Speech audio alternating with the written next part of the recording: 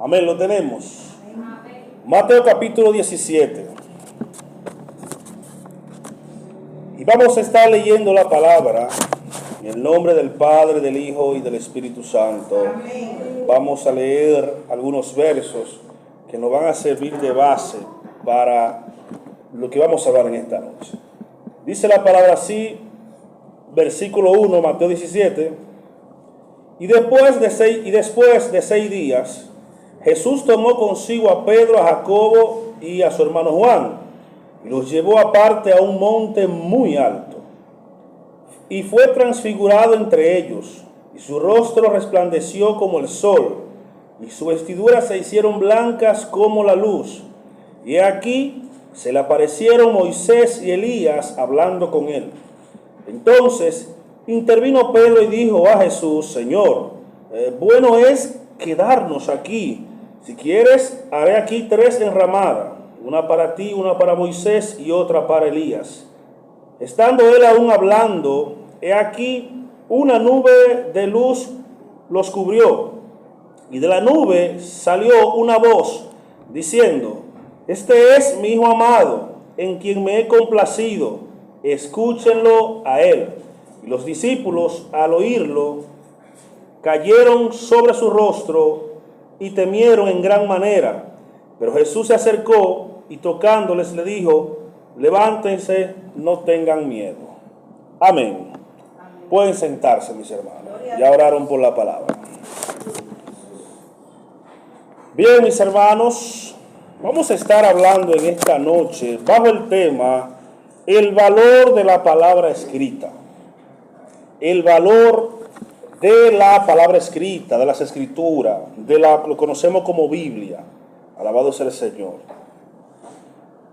Bien, mis hermanos, tomo como ejemplo esta historia que sucede en Mateo 17. También otros evangelios lo recogen esta historia, como Marcos 9, de 2 al 3, y Lucas 9, 28 al 38. Aquí hemos aprendido que cuando los varios evangelios recogen una historia es porque es de suma importancia.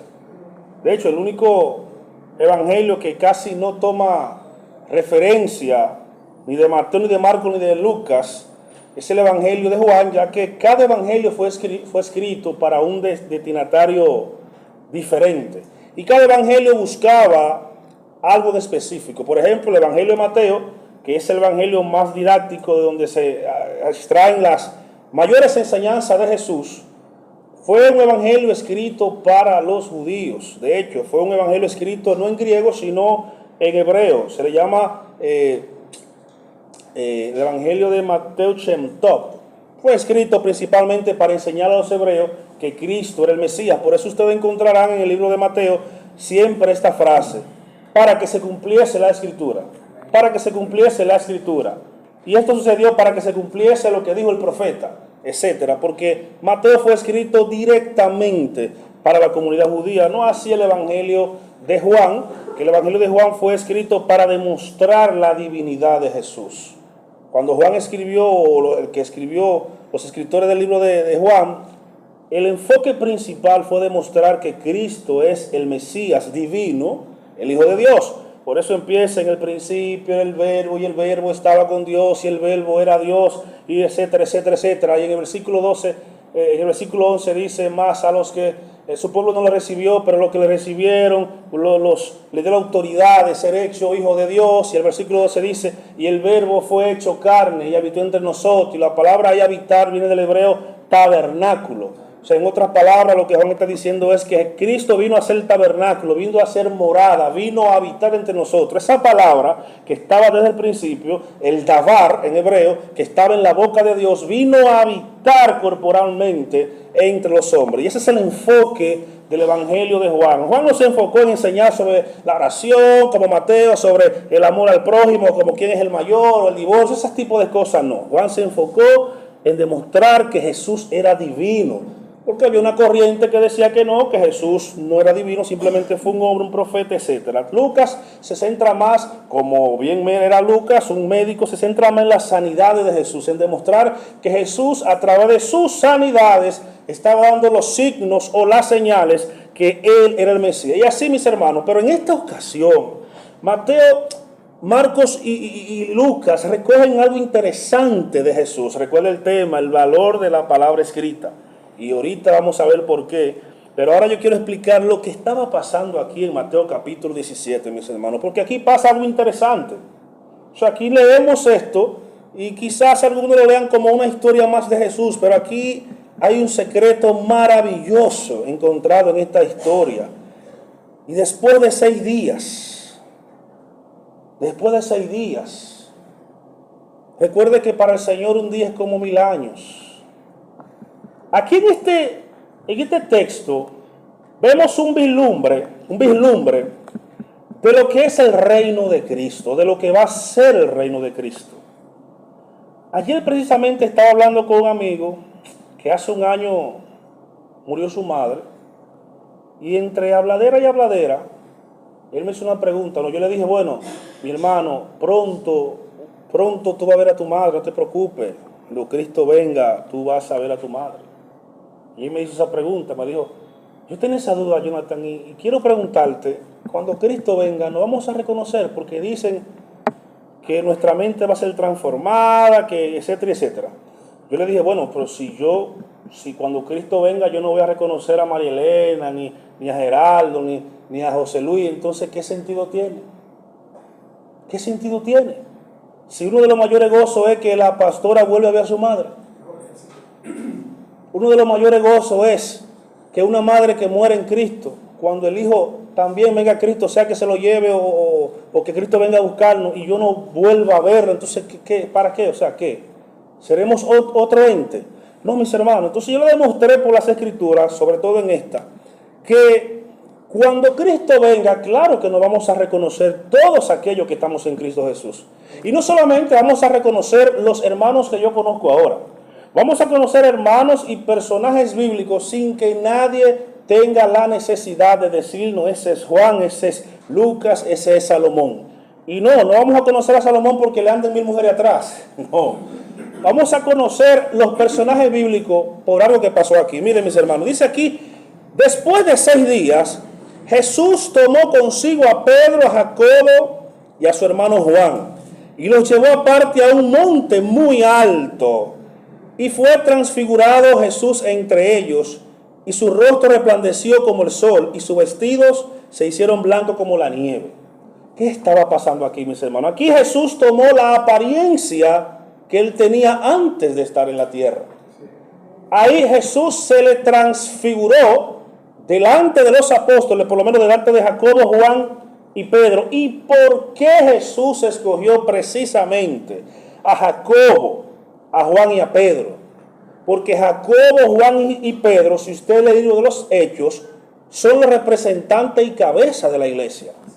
Pero también dice aquí que se le aparecen 2 personajes bíblicos muy conocidos por la historia bíblica. Se le aparecen Moisés y Elías.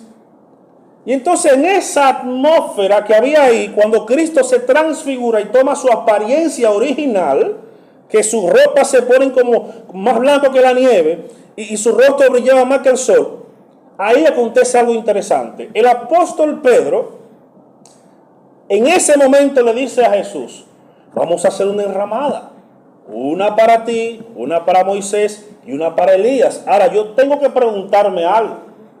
¿Cómo sabía Pedro que él era Moisés y ese era Elías?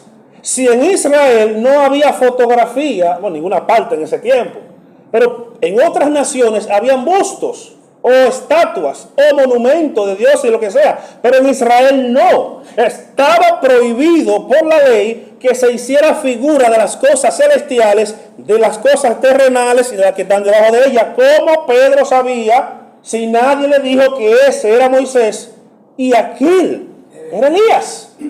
Fácil. Porque en esa atmósfera, en ese lugar, en ese momento, cuando Cristo se transfiguró, la mente finita de Pedro se volvió como la mente de Adán. ¿Qué es lo que va a pasar con nosotros cuando Cristo venga? ¿Y cómo probamos esto? Pablo en Romanos habla de que ahora vemos como un espejo nublado las cosas. Pero que cuando Cristo se manifieste, Lo veremos tal cual es y nadie tendrá necesidad de decirnos ese fulano, ese aquel, o nadie tendrá necesidad de enseñarnos nada. Porque una de las cosas que hará Cristo en la transformación, o como habla en la Biblia, la regeneración, es devolvernos eso que Adán perdió. Esa mente infinita de poder discernir y ver las cosas más allá de lo evidente, como dice aquella caricatura. Pedro pudo reconocer que ese era Elías, porque en ese momento se le abrió el neoma, la mente a Pedro, y pudo, sin él conocerlo, discernir ese Moisés y ese Elías. Pero algo más estaba pasando. Porque aunque Mateo no lo dice, si usted va a donde Lucas, capítulo 9, versículo 28 en adelante, ahí Lucas detalla lo que estaban hablando Jesús y Moisés y Elías. ¿Por qué aparecieron ellos ahí? En Lucas dice que Moisés y Elías le estaban hablando acerca de lo que Jesús iba a padecer y de su salida de esta tierra. Lo pueden buscar más adelante. En este pequeño vislumbre del reino de los cielos, no fue coincidencia que apareciera el representante de la ley, Moisés, el representante de los profetas, Elías, y los tres principales líderes de la iglesia, representados en Pedro, Jacobo y Juan. Ahí podemos ver un pequeño vislumbre de lo que será el reino de los cielos. Y yo le decía a él, claro que tú vas a conocer a tu madre, claro que tú me vas a conocer a mí, claro que nos vamos a conocer. Y tanto así es que también le dije, en la parábola del rico y Lázaro, el rico conoció a Abraham. Y de Abraham a Jesús pasaron 2000 años. Porque también en aquel lugar, uno de los grandes tormentos sería el recordar que usted pudo ser salvo y negó a Jesús. Y no lo aceptó. Es uno de los grandes tormentos de perderse.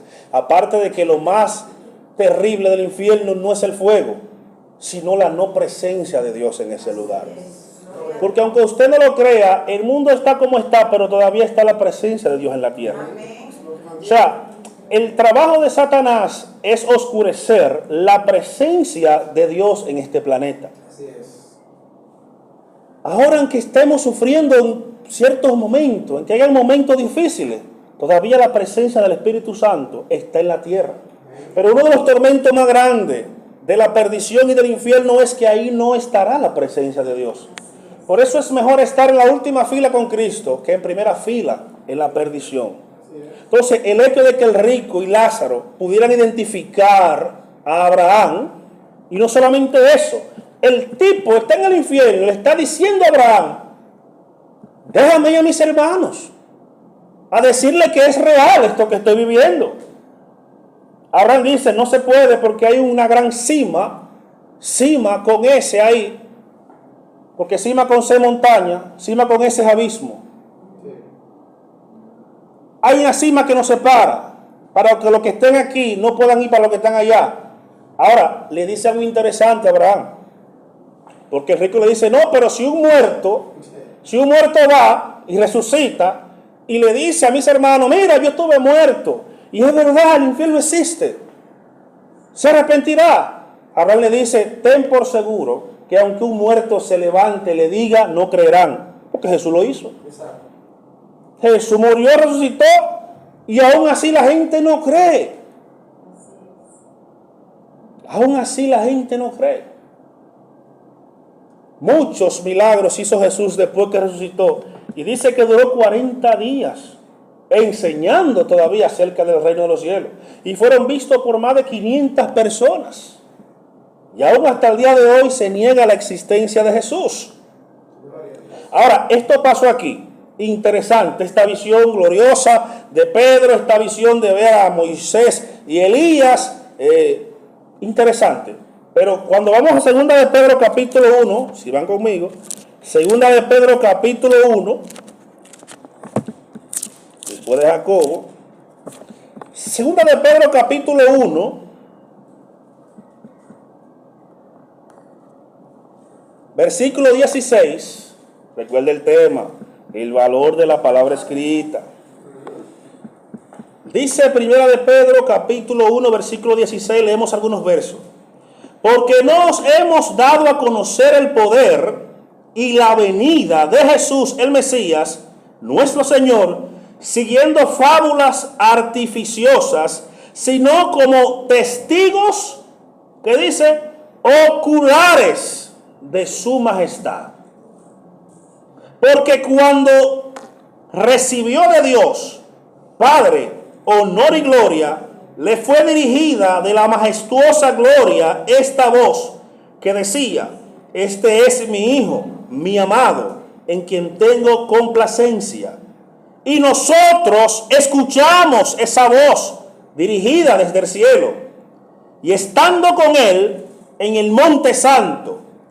Pero sigue diciendo: pero tenemos también la palabra profética, la más segura, a la cual hacéis bien en estar atento como a una antorcha que alumbra el lugar oscuro hasta que el día amanezca y el lucero de la mañana salga en vuestros corazones.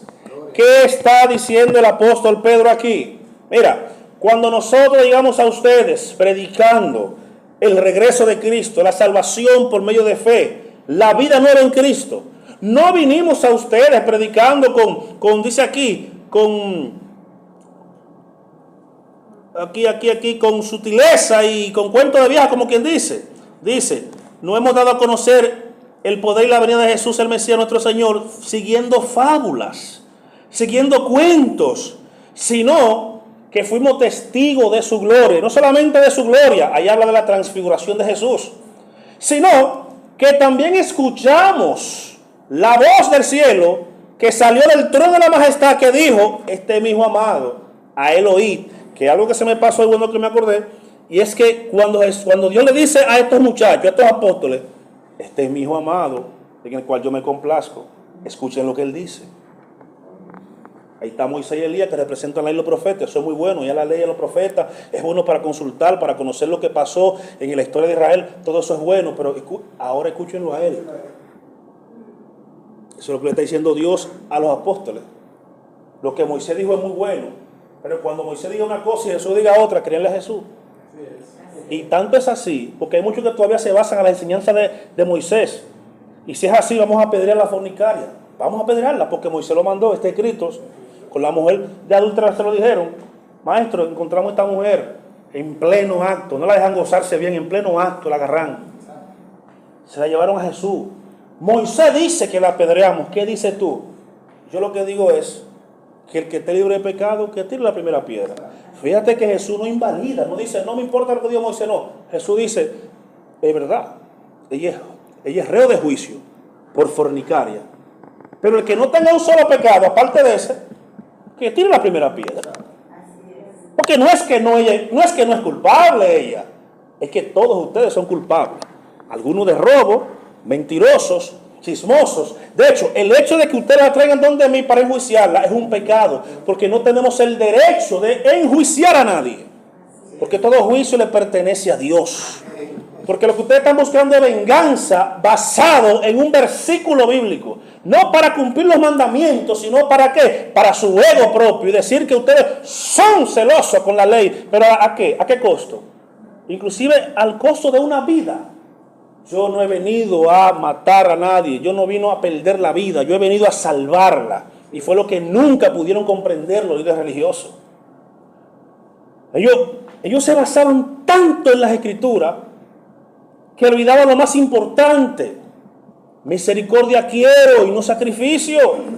Yo no hago nada con basarme así a la palabra así tan rígidamente en perjurio de una persona que cometió pecado. ¿Sabe por qué? Porque el apóstol Pablo en Gálatas 6, 1 al 3 dice: cuando algún hermano sea sorprendido en alguna falta, vosotros que sois espirituales, restauradle. Le está hablando Pablo a los espirituales. Ustedes que son espirituales, restáurenlo con un espíritu de mansedumbre. Y mírate en esa persona que falló. No vaya a ser que mañana seas tú el que falla. Entonces nos devolvemos para los evangelios. Mateo 7, del 1 al 4. ¿Qué dice? No juzguéis para que no sea juzgado. Ahí la palabra juzgar no es la de discernir entre el bien y el mal. Aquí la palabra juzgar es, en este contexto, no condenen a nadie. para que no seáis condenados. Porque con la misma vara que tú condenes a otro, esa es la misma vara que Jesús va a tomar para medir tus faltas y tus pecados. En otra palabra, lo que está diciendo Jesús es: ten misericordia con el otro, para que cuando te toque a ti, también Dios la tenga contigo. A eso Pablo le llama el espíritu de la ley. Lamentablemente los líderes religiosos se basaban en la letra de la ley. Y es cuando Pablo dice: la letra mata. No es el estudio de la Biblia que mata. Es la letra muerta donde no hay espíritu detrás de ella. ¿Para qué estudiamos la Biblia? Para saber más. Eso es letra muerta. ¿Para qué estudiamos la Biblia? Para condenar al otro. Eso es letra muerta. ¿Para qué adquirimos el conocimiento de Dios? Para quererme más espiritual que mi hermano. Eso es letra muerta. Deberíamos conocer más la Biblia para conocer más a Dios. Y mientras más nos acercamos a Dios, más misericordiosos somos con el hermano. Cuando Moisés quiso conocer a Dios, que se cansó del ángel ya y dijo: mira, yo quiero entrar en una intimidad tan profunda contigo. Yo quiero saber quién eres tú, Dios. No, pero te mandé un ángel, Moisés, para que te guías. Y el ángel está bien y qué bueno, pero yo quiero saber con quién yo estoy trabajando. Yo quiero saber, yo quiero conocer a Dios. Dios le dijo: bueno, está bien, mira, no hay hombre que me vea y viva, pero te voy a mostrar mis espaldas. Yo te voy a poner ahí, ponte ahí atrás, ponte detrás de la roca. Pero dice que la roca es Cristo. ¿Qué está diciendo aquí Dios? Es que la Biblia es hermosa. Para poder ver a Dios, hay que verlo a través de Jesús. Amén. Gloria a Dios. Pero ese es el protoevangelio, o sea, el evangelio en el Antiguo Testamento. Un vislumbre, una sombra de lo que iba a ser el evangelio que ahora disfrutamos. Dios le dice a Moisés: ponte detrás de Cristo, de la roca, y en una endija yo haré pasar toda mi gloria sobre ti. Y dice que Dios pondría sus manos inclusive para que Moisés no vea.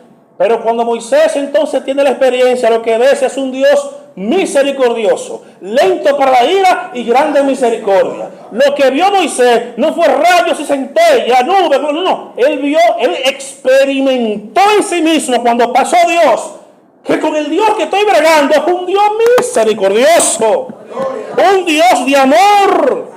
Un Dios en el cual se puede confiar hasta la muerte, como Abraham, que fue capaz de sacrificar a su hijo por ese Dios que él no conocía. Se le reveló. Él estaba ahí en Ur de los Caldeos con su padre Paré, vendiendo ídolos, y de repente Dios le habla a Abraham. Dios se le revela a Abraham porque quiso, por amor.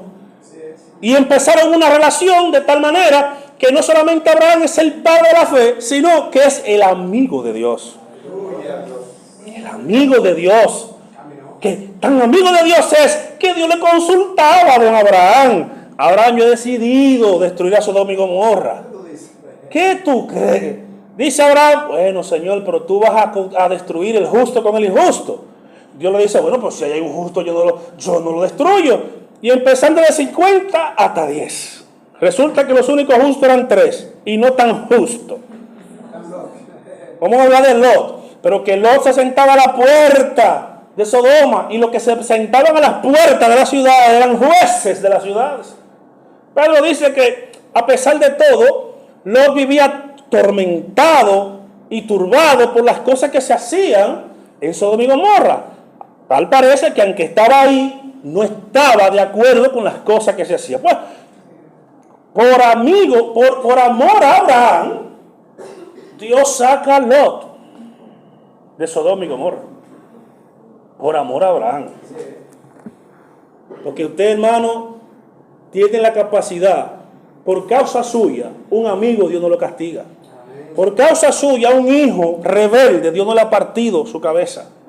Por causa suya, usted no sabe que por su justicia, inclusive la esposa es santificada en el esposo y viceversa. Pero si es justa, si es una mujer que sabe comportarse en la casa, va a llegar un momento que el marido inconverso va a decir: pero esta mujer, algo va a hacer Dios, hermano. Algo hace Dios, y viceversa. Pero el hecho de mis hermanos, que la palabra escrita, lo que Pedro está diciendo aquí, las visiones son buenas. Las revelaciones son buenas. ¿Cuántos saben que Dios habla a través de sueños? Amén. Se lo dijo a Job. Ciertamente habla Dios al hombre a través de sueños, visiones y revelaciones. Dios habla a través inclusive de la naturaleza. Romanos 1, capítulo 18 y 19, versículo, dice que Dios se manifiesta a través de las cosas creadas, de tal manera que los hombres no tienen excusa, porque esa montaña no salió sola, ese mar no se creó solo, hay un arquitecto detrás de todo lo creado. Entonces la teoría del Big Bang nació después del siglo XVIII, XVII. Antes de eso la gente sabía, aunque no conocía a Dios, porque por ejemplo Aristóteles decía que detrás de todo lo creado hay un arquitecto el cual él no conoce, pero por lo menos tenía la idea. Los griegos tenían una idea más o menos de que todo lo creado fue creado por alguien mayor, porque lo menor se sujeta a lo mayor, así como la luna se somete a la tierra y la tierra se somete al sol y el sol se somete a así. Lo más pequeño se somete a lo más grande. Ellos tenían ese pensamiento, esa noción. Por eso tenían una inscripción que decía al Dios no conocido. Entonces Pablo aprovecha esa inscripción y dice, el que ustedes no conocen, de ese vengo a hablarle. Quizás ese Dios conocido no era el Dios Jehová, pero Pablo hizo como Jesús. Jesús tenía sed, se sentó en el pozo de Jacob. La mujer de agua y dice, dame beber.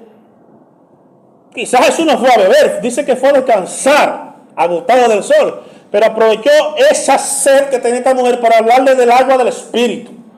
Aprovechando ocasión, Pablo hizo lo mismo. De ese Dios que ustedes no conocen, de ese yo vengo a hablarle. ¿Por qué el valor de la palabra escrita, mis hermanos? Hay gente que nada más quiere vivir de visiones. Hay gente que nada más quiere vivir de sueños y no leen las escrituras. Dios habla a través de sueños, a través de visiones. La tierra, un árbol, cualquier cosa nos habla de Dios. Pero quien nos revela realmente quién es Dios es la Biblia. Cuando un científico dice, la ciencia comprobó que la Biblia tenía razón, la Biblia no necesita la confirmación de la ciencia. Eso es para los científicos, para que ellos puedan salvarse. Nosotros somos salvos por fe. Ellos, por evidencia, llegan al conocimiento de Dios.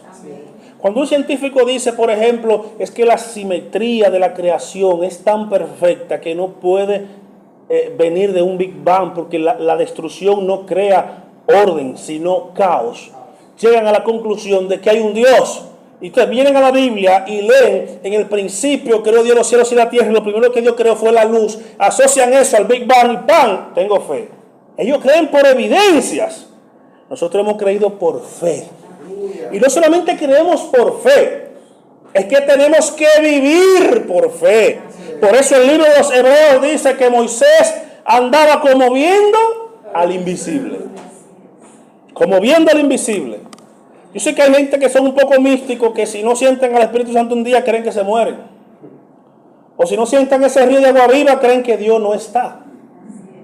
Usted todos los días no va a sentir ese río de agua viva. Es más, hay días que usted no va a sentir ni levantarse de su cama. Eso no quiere decir que Dios no está ahí. Hay días que tú vas a tener un desánimo, que no vas a poder orar. Dios lo sabe. Hay días que tú tienes un cansancio atroz, del trabajo, que tú te vas a tirar en esa cama sin quitarte la ropa. Dios lo sabe. Recuerden, Dios es un Padre amoroso. No es un sádico en el cielo esperando a que tú peques para romperte la cabeza. Dios no es Zeus. Dios no es como los dioses de Egipto, como Ra, no. Dios no es ninguno de esos dioses mitológicos y de las historias que si no le servían como ellos decían, lo mataba. Dios es un Padre amoroso. Sí, como por ejemplo José Luis, María Elena, esas mujeres y hombres que tienen ya hijos grandes. Yo me imagino que cuando los niños nacieron, lo digo porque ahora yo no puedo escuchar que Eliel diga, yo estoy de pie de una vez. ¿Qué tiene? Revísamelo. Y ahora uno va comprendiendo, y yo digo, pero, o sea, si Dios me ama a mí más de lo que yo amo a Eliel, entonces el amor de Dios es muy grande. Entonces, uno cuando es padre empieza a experimentar verdaderamente el amor de Dios. Estoy seguro que cuando esos niños, ustedes les dolía el estomaguito, lo que sea, se lo veían loco. Y eso que yo soy primerizo. Ese niño no puede decirme, que yo qué fue que fue para el médico. ¿Cuál es la inexperiencia? Pero uno va adquiriendo el conocimiento de Dios, y si yo amo tanto a mi hijo, o sea, Dios me ama más, o sea, yo tengo que estar tranquilo. ¿Y cómo yo conozco a ese Dios? A través de la Biblia. Anteriormente decía, porque no estaba escrita, decían, oíste que fue dicho, mas yo os digo, porque no había una Biblia, un compendio escrito. Habían rollos que solamente lo leía el maestro que estaba en esa sinagoga en ese momento. O sea, todos no podían tener acceso a una escritura.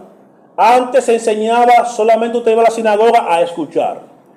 Todos los sábados se cogía un texto, se leía, se explicaba y usted nada más escuchaba. Por eso Jesús dice, oíste que fue dicho, ojo por ojo, diente por diente, mas yo os digo, no resistáis a que hace el mal. Pablo también dice lo mismo en Romanos. ¿Cómo irán si nadie les predica?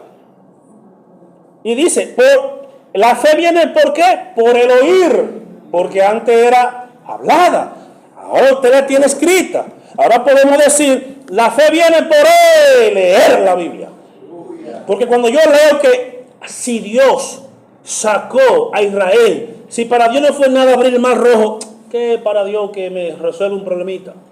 Por ejemplo, si para Dios no es nada que, qué sé yo, todas esas historias grandísimas del Antiguo Testamento y del Nuevo. Todas, dice Pablo en Romanos, que todas esas escrituras se escribieron para nuestra enseñanza. Para que nosotros confiemos y que donde Israel se equivocó, nosotros aprendamos y no nos equivoquemos. Pero también donde Israel dio en el clavo, también nosotros demos en el clavo. Por ejemplo, Israel hizo un becerro de oro. ¿Cuál fue la consecuencia? Dios lo castigó. ¿Qué me enseña eso a mí? Que Dios aborrece los ídolos. Que no puedo hacer de un ídolo mi trabajo, mi carro, mi hijo, ni nada. Que tenemos que tener a Dios en primer lugar. Y es bueno tenerlo en primer lugar para que los segundos, tercero y cuarto nos lo cuide Dios. En otras palabras, lo que está diciendo Dios es, ponme a mí adelante para que te vaya bien en la vida.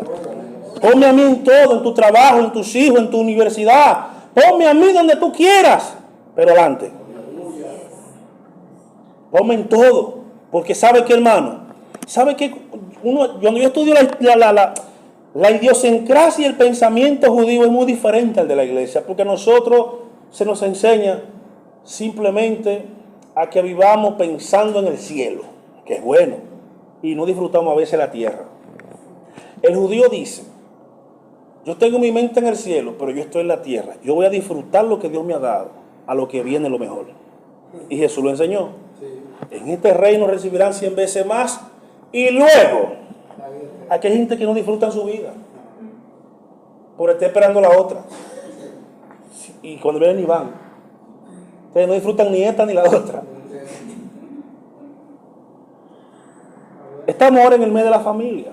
Disfrute su familia. Pero no en este mes, todos los meses. Diviértase. Como dice Don Bosco, nunca se me olvidó esa frase. Don Bosco, un sacerdote, corran, salten, brinquen, pero no ofendan a Dios. Porque el deseo de Dios siempre ha sido que sus hijos vivan en prosperidad. Vivan bien. Pero ¿cómo podemos aprender eso si no leemos? Por ejemplo, mis hermanos, en Hebreos 4:12, ¿qué dice? Ciertamente la palabra de Dios es viva, más cortante que cualquier espada de dos filos. Penetra hasta lo profundo del alma y del espíritu, hasta la médula, los tuétanos, y juzga los pensamientos y la intención del corazón. Segunda Timoteo 3:16 dice, toda la escritura es inspirada por Dios y útil para enseñar, reprender, corregir, instruir en justicia, a fin de que el siervo de Dios esté eternamente capacitado. Hermano, la palabra te capacita. De hecho, la palabra unción, hermano, que en el mundo evangélico unción es brincar, saltar y dar vuelta. No, la unción es la capacidad que te da Dios para ejercer tu ministerio y tu don. Por eso eran ungidos los sacerdotes, los profetas y los reyes. Yo te unjo como rey, ¿para qué? Para que juzgue al pueblo. Yo te unjo como profeta, ¿para qué? Para que sea la voz de Dios en el pueblo.